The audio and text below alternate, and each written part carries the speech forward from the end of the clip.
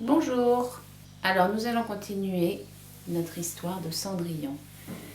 Je voulais juste vous dire que s'il y a des mots que vous ne comprenez pas bien, si ça vous empêche de comprendre l'histoire, vous prenez le téléphone de papa ou de maman et vous me demandez la signification de tel ou tel mot. Mais si ça ne vous empêche pas de comprendre l'histoire, alors c'est pas grave.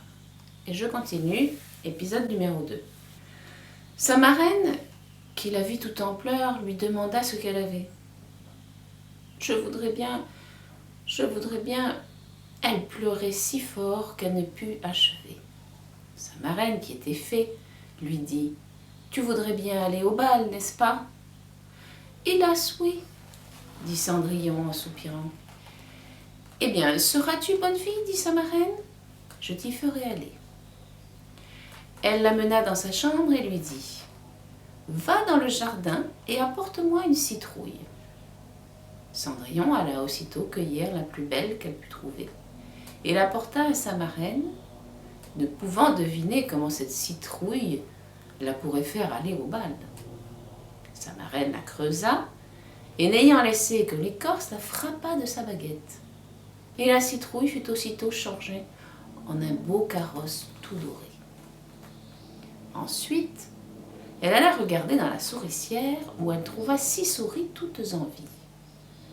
Et elle dit à Cendrillon de lever un peu la trappe de la souricière, et à chaque souris qui sortait, elle donnait un coup de sa baguette, et la souris était aussitôt changée en un beau cheval. Ce qui fit un bel atlas de 6 chevaux, d'un beau gris de souris pommelées. Comme elle était en peine de quoi elle ferait un cocher, je vais voir, dit Cendrillon, s'il n'y a point quelques rats dans la ratière. Nous en ferons un cocher. Tu as raison, dit sa marraine, va voir. Cendrillon lui apporta la ratière où il y avait 3 gros rats. La fée en prit un d'entre les 3, à cause de sa maîtresse Barbe, et une fois touché, il fut changé en un gros cocher qui avait une des plus belles moustaches qu'on ait jamais vues. Ensuite, elle lui dit: Va dans le jardin, tu y trouveras 6 lézards derrière l'arrosoir, apporte-les-moi.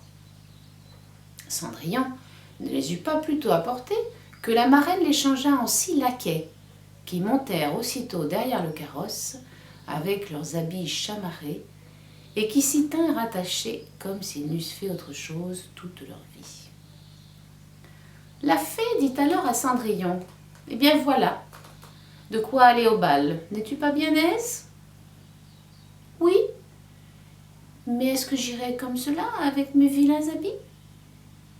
Sa marraine ne fit que la toucher avec sa baguette, et en même temps ses habits furent changés en des habits de drap d'or et d'argent, tout chamarrés de pierreries. Elle lui donna ensuite une paire de pantoufles de verre, les plus jolies du monde. Quand Cendrillon fut ainsi parée, elle monta en carrosse, mais sa marraine lui recommanda avant toute chose de ne pas passer minuit, l'avertissant que si elle demeurait au bal un moment davantage, son carrosse redeviendrait citrouille, ses chevaux des souris, ses laquais des lézards, et que ses vieux habits reprendraient leur première forme.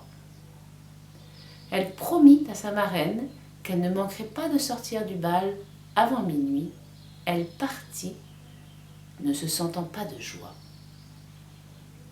Prochain épisode, demain. Au revoir les enfants.